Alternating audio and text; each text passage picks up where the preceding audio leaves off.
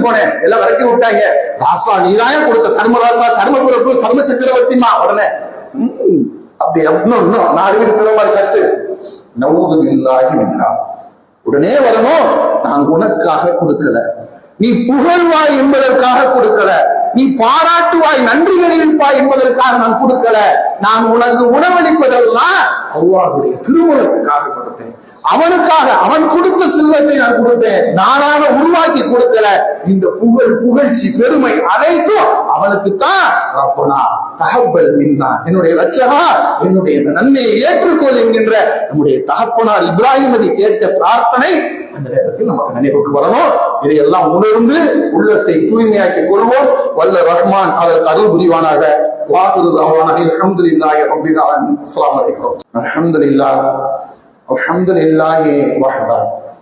அன்பிற்கினிய சகோதர சகோதரிகளே, கிட்டத்தட்ட 40 ஆண்டு காலமாக இந்த தமிழக மண்ணிலே ஏகத்துவ எழுச்சியை உருவாக்குவதற்காக, இணை வைப்பு கொள்கையும் விதத்துகளும் இல்லாமல் ஆவதற்காக பலவிதமான பிரச்சார வகைகள்ல வீரியமாக நம்முடைய பிரச்சாரம், நம்முடைய ஜமாத் முன்னெடுத்து சென்று கொண்டிருக்கிறது.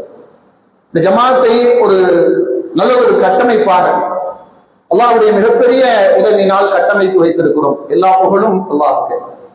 இந்த ஜமாத்துடைய பல்வேறு விதமான பணிகளுக்கு உண்டான பொருளாதாரத்தை அவர்கள் நம்மிடத்தில் கிளைகள் மூலமாகத்தான் வாங்கி அந்த பொருளாதாரத்தை வைத்துதான் எல்லா விதமான பணிகளையும் செய்து கொண்டு இருக்கிறோம். இதுல 2 பிரிவாக நாம் பிரித்து வைத்திருக்கிறோம். ஒன்று ஜக்காத்து, மற்றொன்று நான் ஜக்காத். ஜக்காத் அல்லாஹ். ஜக்காத்தை பொறுத்த மட்டுமே நம்ம சகோதர சகோதரிகள் ரமலான்ல நம்முடைய ஜமாத்துடைய பிரதிநிதிகள் வருவாங்க, அவங்க கிட்ட கொடுப்பீங்க, உங்களுடைய சொத்துக்களை செல்வங்களை கணக்கிட்டு ஜக்காத் கொடுப்பீங்க. இந்த ஜக்காத்து பணத்தை எடுத்துட்டு போய் நம்ம ஜமாத்துல என்ன செய்ய முடியும்னு கேட்டீங்கன்னா, ஜக்காத்துக்கு தகுதி வாய்ந்த நிறுவனங்களில் மட்டும்தான் செலவழிக்க முடியும். உதாரணத்துக்கு ஆதரவற்ற சிறுவர்கள் இல்லம், ஆதரவற்ற முதியோர்கள் இல்லம், அல் ஹிதாயா ஆண்கள் தாவா சென்று இஸ்லாத்தை ஏற்று வரக்கூடியவர்களுக்காக 40 நாள் இலவச பயிற்சி, அவங்களுக்குள்ள தேவைகள் எல்லாம் நிறைவேற்றக்கூடிய அந்த விஷயம்.